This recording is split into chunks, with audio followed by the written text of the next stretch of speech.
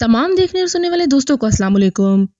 ये बात है 1914 की, जब एक 8 साला बच्चा जापान के एक गांव में खेल रहा था। तभी उसने 4 पहियों पर चलती एक मशीन देखी। ये फोर्ड का मॉडल टी था, जिसको देखकर ये बच्चा बहुत ज़्यादा हैरान हुआ। यही वो दिन था जब उस 8 साला बच्चे को गाड़ियों और मैकेनिकल पार्ट से पहली बार लगाव हुआ था। नाज़रीन, इस बच्चे का नाम था सोचाइनो होंडा। किसे मालूम था कि आने वाले वक्त में हमें इसका नाम हर छोटी बड़ी गाड़ी पर देखने को मिलेगा। नाज़रीन ग्रामी, 1906 में जापान के माउंट फूजी के करीब एक छोटे गांव में सोचाइरो होंडा की पैदाइश हुई थी। उनके वालिद लोहार होने के साथ साथ पार्ट टाइम में साइकिल रिपेयरिंग का काम भी करते थे। होंडा के 5 बहन भाई पहले ही मुख्तलिफ बीमारियों की वजह से मर चुके थे, लिहाजा उसके माँ बाप को अपने इस बच्चे से काफ़ी उम्मीदें थीं। लेकिन उस बच्चे को पढ़ाई में कोई लगाव नहीं था। अलबत्ता अपने बाप के साथ उसे साइकिल रिपेयरिंग में काफ़ी दिलचस्पी थी। जब वो 16 साल का हुआ तो उसे न्यूज़पेपर में जॉब का एक ऐड देखा। आर्ट शुकाई नामी टोक्यो के इस ऑटोमोबाइल सर्विस में स्टेशन पर टेक्नीशियन चाहिए थे। होंडा ने कंपनी को जॉब के लिए लेटर लिखा।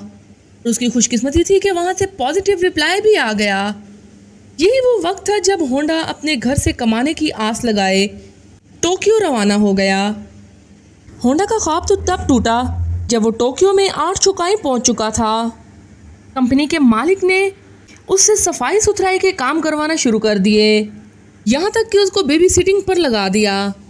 होंडा बेचारा करता तो क्या करता, एक तरफ वो अपने माँ बाप और घर को छोड़कर निकला था और दूसरी तरफ उससे फालतू काम लिए जा रहे थे।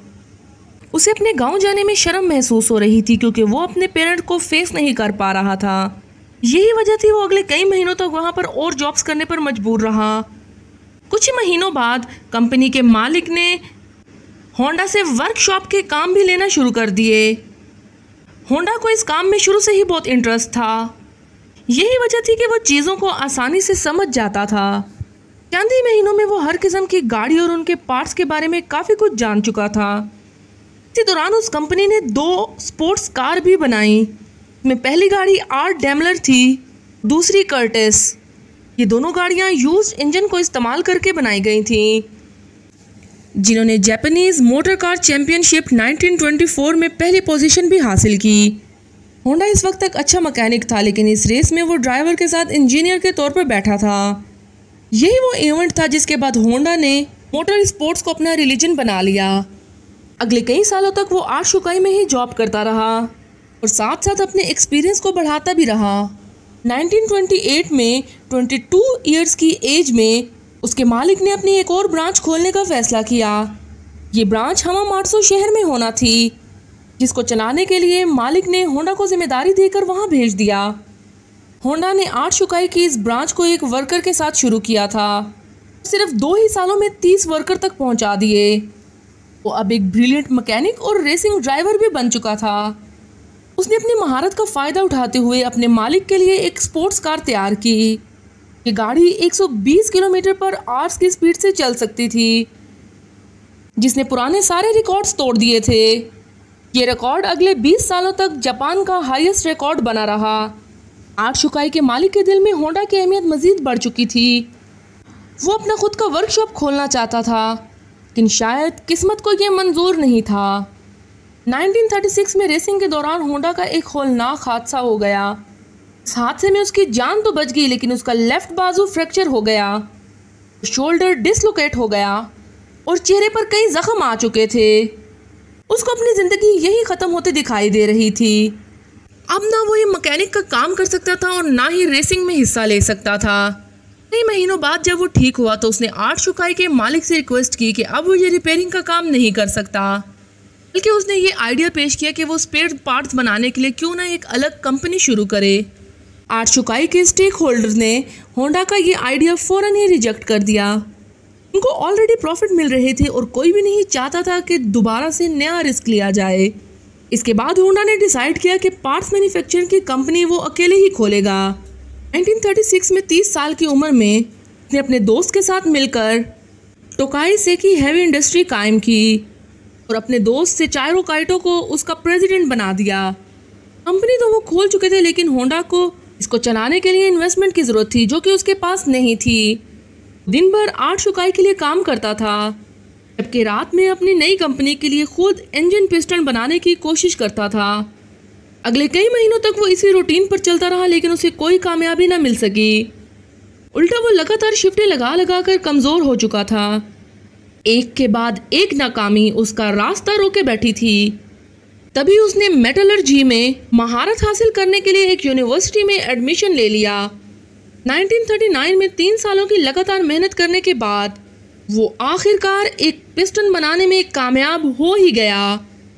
अब उसने आर्ट शुकाई से जॉब छोड़ दी और फुल टाइम पिस्टन बनाने में लग गया, लेकिन उसको ये मालूम ही नहीं था कि उसके बनाए हुए पिस्टन में अभी भी कई फॉल्ट्स मौजूद हैं।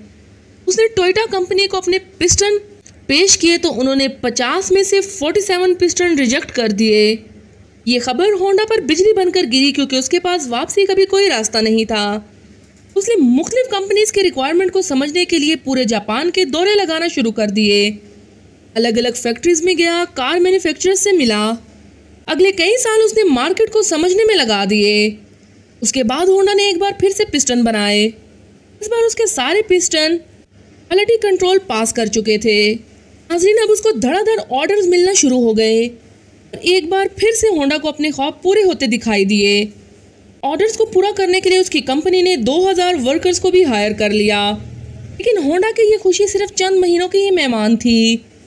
लेकिन ये किसको मालूम था, 1941 में जापान वर्ल्ड वॉर 2 में कूद गया।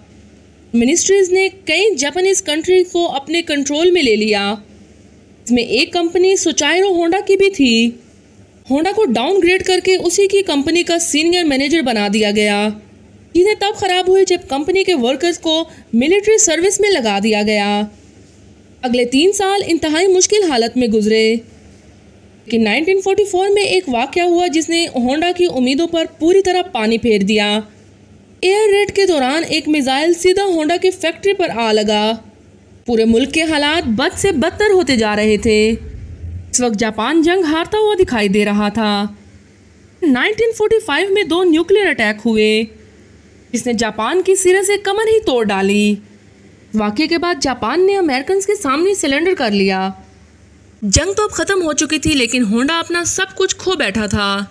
उसने अपने बचे कुछ एसेट टोयोटा को 4500 नियंस में बेचे। तरह वो एक बार फिर से जॉबलेस होकर बैठ गया। ये हालत सिर्फ होंडा के साथ ही नहीं थी, बल्कि पूरा जापान इसी किस्म के क्राइसिस से गुजर रहा था।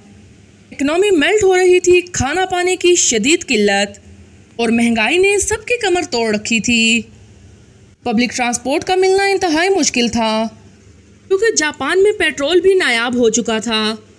इसी दौरान होंडा को जापानीज इंपीरियल आर्मी का एक छोटा इंजन मिला, जिससे वो वायरलेस रेडियो चलाया करते थे। अपनी आदत से मजबूर उसे एक आइडिया आया। उसने सोचा क्यों ना इस इंजन को एक साइकिल में लगाकर अपने ट्रांसपोर्ट का मसला हल किया जाए। इससे ट्रांसपोर्ट आसान भी हो जाएगी और सस्ती भी पड़ेगी, क्योंकि उस दौर में लोग पहले ही महंगाई से बहुत परेशान थे। उन्होंने जब ये इंजन एक साइकिल पे लगा देखा तो सबको ये आइडिया बहुत पसंद आया। इसके बाद होंडा को यूज्ड इंजन तो मिल गए, लेकिन लोगों की डिमांड इतनी ज़्यादा थी कि होंडा ने अपना नया इंजन डिज़ाइन कर लिया। ये हिस्ट्री में पहली बार था कि किसी मशीन पर होंडा का लोगो देखा गया। होंडा के पास इतने भी पैसे नहीं थे कि वो एडवांस लेवल पर ये साइकिल बना सके। लिहाजा उसने 18,000 दुकानदारों के नाम एक ओपन लेटर लिखा। लोगों को होंडा पर इतना भरोसा था कि 3,000 दुकानदारों ने उसे पॉजिटिव रिप्लाई दिया और पैसे भी एडवांस में दे दिए। अगले 3 सालों में होंडा ने एक ऐसी मोटरसाइकिल बनाई जो मार्केट के मयार के ऐन मुताबिक थी। ये सुपर कप के नाम से लॉन्च की गई, जिसने आते ही मार्केट में धूम मचा दी। ये मॉडल इतना कामयाब हुआ कि 1958 में ने अमेरिका की अपनी ट्रायम्फ हार्ले डेविडसन की सेल्स को भी पीछे छोड़ दिया। क्योंकि होंडा को रेसिंग का बहुत शौक था ही, इसलिए अब उसने स्पोर्ट्स बाइक बनाने का फैसला किया। वो मुख्तलिफ किस्म के बाइक रेसेस में जाता और जीतने वाली बाइक्स के मुख्तलिफ किस्म के फीचर्स को नोट डाउन करता रहता। वक्त ऐसे कंपटीशन रेस से बढ़कर मैन्युफैक्चरिंग कंपनी के लिए टूल का काम किया करते थे। चंद सालों में होंडा की पहली स्पोर्ट्स बाइक लॉन्च की गई। इसने 1962 इंटरनेशनल रेसिंग चैंपियनशिप में पहली पोजीशन हासिल की। इस रेस ने होंडा का नाम पूरी दुनिया में फेमस कर दिया। 1917 में होंडा दुनिया की सबसे बड़ी मैन्युफैक्चरर कंपनी बन चुकी थी। 1968 तक ये 1 करोड़ यूनिट सेल कर चुके थे। अपनी ज़िंदगी के 62 ईयर्स गुजारने के बाद आखिरकार सोचाइनो होंडा को कामयाबी तो मिल चुकी थी, लेकिन जो ख्वाब वो बचपन से ही लिए बैठा था वो अभी तक पूरा नहीं हुआ था। होंडा अब कार मैन्युफैक्चरर की तरफ भी जाना चाहता था। कई लोगों ने उन्हें ऐसा करने से मना भी किया, लेकिन उन्होंने किसी की एक न सुनी। उस वक्त जापान में टोयोटा और निसान जैसी कंपनी अपना बिजनेस जमाए बैठी थी। वहाँ मार्केट में अपनी नई जगह बनाना काफ़ी मुश्किल था। होंडा ने अपनी पहली पिकअप ट्रक T360 लॉन्च की, जो कि बुरी तरह से फेल हो गई। उसके बाद स्पोर्ट्स कार S500 लॉन्च की, जिसके सिर्फ 1300 यूनिट से बिक पाए। कई सालों की मेहनत और कई दर्जन डिज़ाइन रिजेक्ट्स होने के बाद फाइनली 1972 में होंडा सिविक्स लॉन्च की गई। वो गाड़ी है जिसके नए मॉडल्स आज तक पूरी दुनिया में वायरल हैं। 1980s तक होंडा कंपनी जापान की तीसरी बड़ी कंपनी थी। सिर्फ 10 सालों में ही ये दुनिया की तीसरी बड़ी कंपनी बन गई। आज होंडा का नाम हमें car engines, boat engine, motorcycles, गाड़ियों हर जगह पर मिलता है। चाइरो होंडा ने होंडा सिविक्स के लॉन्च होने के अगले ही साल 1973 में कंपनी से रिटायरमेंट ले ली थी। 5 अगस्त 1981 को उनकी ज़िंदगी का ये सफ़र हमेशा के लिए ख़त्म हो गया। नाज़रीन, उम्मीद है कि आपको हमारी ये वीडियो पसंद आई होगी। अगर आपको हमारी ये वीडियो पसंद आई हो तो वीडियो के आखिर में हमारे चैनल को सब्सक्राइब और वीडियो को लाइक करना ना भूलिएगा।